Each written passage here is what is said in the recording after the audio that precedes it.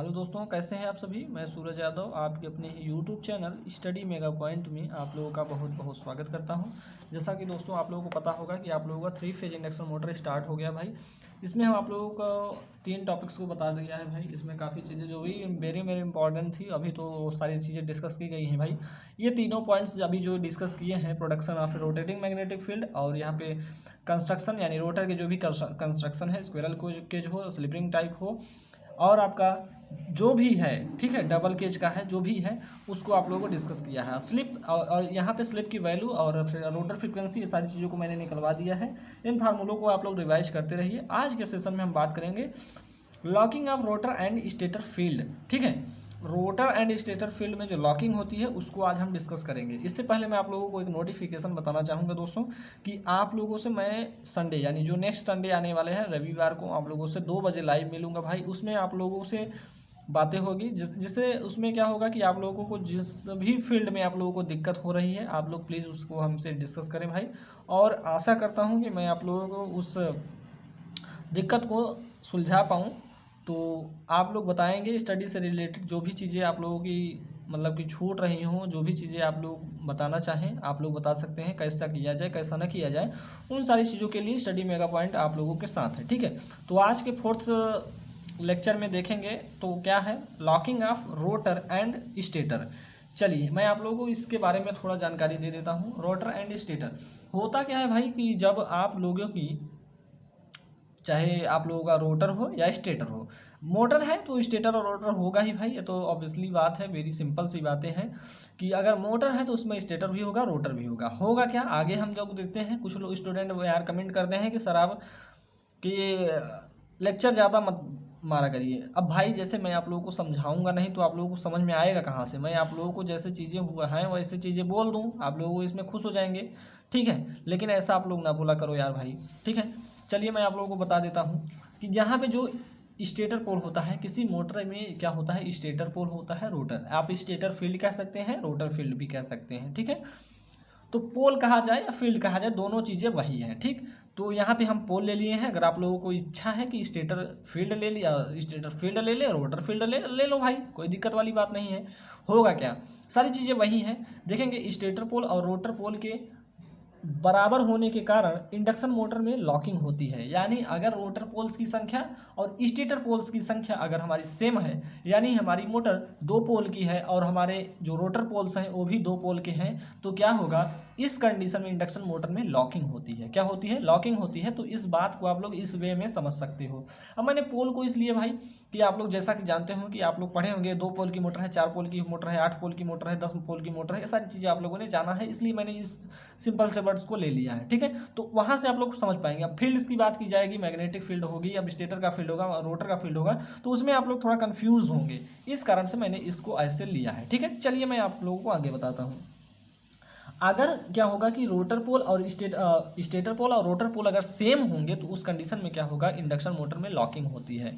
अब एक ऐसी लॉकिंग होती है, अब आगे आप लोगों को सारी चीज़ें पता चल जाएंगी, जिससे मोटर स्टार्ट नहीं होता है। यानी अगर हमारे इंडक्शन मोटर में लॉकिंग होती है तो हमारी जो मोटर है वो स्टार्ट नहीं होगी भाई। इस बात को आप लोग ध्यान में रखेंगे। ठीक है, और मशीन में आप लोगों को मैं गारंटी के साथ कह सकता हूं कि अगर कोई भी स्टूडेंट यार मेहनत लगा के जितनी चीज़ों को मैं बता रहा हूं, अगर उतना चीज़ आप मेहनत से कर सकते हैं, पूरी लगन और ईमानदारी के साथ कर लेते हैं भाई, तो आप लोगों को 50 नंबर में 40-45 नंबर लाने से कोई रोक नहीं सकता। क्योंकि मैं यार अभी इसके जब मैं पढ़ाता था तो उस समय कंडीशन में मैं यार रिजल्ट देखा, जब स्टूडेंट मेरे पास भेजते थे तो किसी का 40 नंबर है, किसी का 45 नंबर है, किसी का 40 नंबर है, किसी का 45 नंबर है, किसी का 30 नंबर है, किसी का 35 नंबर है।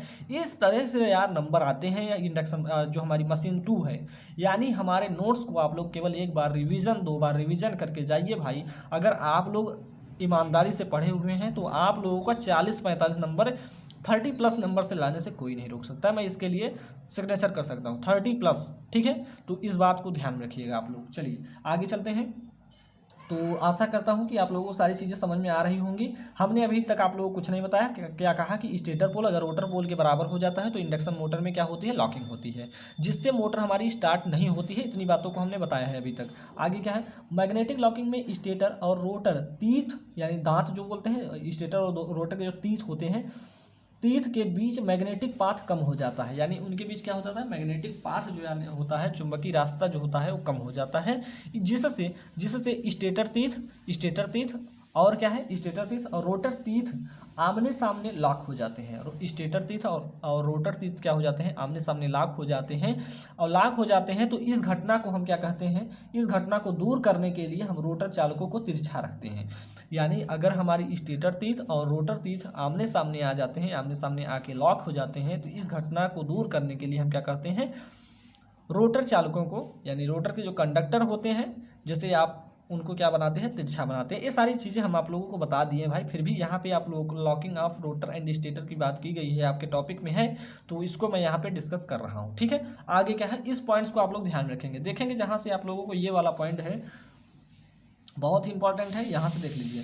स्टेटर तीथ और रोटर तीथ के लॉक्ड होने की घटना को कॉगिंग या टीथ लॉकिंग कहते हैं। क्या कहते हैं, इसी को आप लोग पूछ लिया जाए कि लॉकिंग बताइए, कॉगिंग क्या होता है या टीथ लॉकिंग क्या होता है, तो आशा करता हूँ कि आप लोग समझा पाएंगे कि स्टेटर तीथ और रोटर तीथ के लॉक होने की घटना को ही हम क्या कहते हैं, टीथ लॉकिंग कहते हैं या कॉगिंग कहते हैं। आशा करता हूँ दोस्तों आप लोगों को समझ में आ गया। अगर समझ में आ गया होगा तो प्लीज़ आप कमेंट बॉक्स में लिख दीजिएगा। ठीक है, चलिए आगे चलते हैं। मैं आप लोगों को एक बात बताना चाहूँगा, ये चीज़ें तो मैंने डिस्कस किया है भाई इसी लेक्चर में।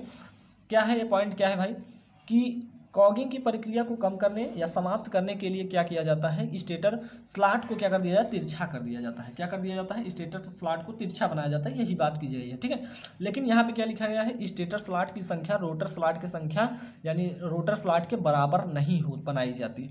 यानी रोटर की जो रोटर कंडक्टर्स होंगे वो अलग होंगे और स्टेटर कंडक्टर्स क्या होंगे, अलग होंगे। यानी कहने की बात यह है कि अगर हमारी स्टेटर और रोटर है तो स्टेटर में हमारे ज़्यादा कंडक्टर होंगे और रोटर में कम कंडक्टर होंगे, यही बात यहाँ पे बताई जा रही है। इससे तिरछा रोटर का उपयोग करके कम किया जा सकता है या कम किया जाता है। ठीक है, तो कॉगिंग या टीथ लॉकिंग को कम करने के लिए क्या करते हैं भाई, हम रोटर कंडक्टर को तिरछा बनाते हैं। ये आप लोगों का ऑब्जेक्टिव टाइप क्वेश्चन है भाई, कई बार एग्जाम में आपके पूछा गया है। ठीक है, चलिए ऑब्जेक्टिव टाइप क्वेश्चन अगर हो सकेगा तो मैं करवाऊंगा भाई, उसमें आप लोगों को सारी चीज़ों को डिस्कस करूंगा। ये पॉइंट आप लोग ध्यान रखेंगे। क्रवलिंग क्या होता है, अब जैसे आप लोगों ने कॉगिंग जान लिया, टीथ लॉकिंग जान लिया, अभी मैं आप लोगों को सिंगल फेजिंग भी बताऊँगा क्या होता है। कई बार आप लोगों से जब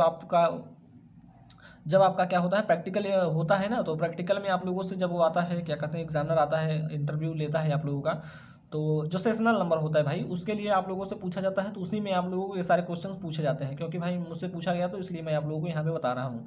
इंपॉर्टेंट क्या था, locking of rotor and stator field locking आपका इंपॉर्टेंट था। ठीक है, चलिए अब आगे क्रवलिंग को जान लेते हैं भाई। ज़्यादा चीज़ों को जान लेंगे तो कोई दिक्कत वाली बात नहीं होगी। ठीक है, क्रवलिंग होता क्या है, यह इलेक्ट्रिकल और मैकेनिकल फॉल्ट का मिश्रण होता है। क्या होता है आप उसे बताइएगा, यह इलेक्ट्रिकल और मैकेनिकल फॉल्ट का क्या होता है, मिश्रण होता है।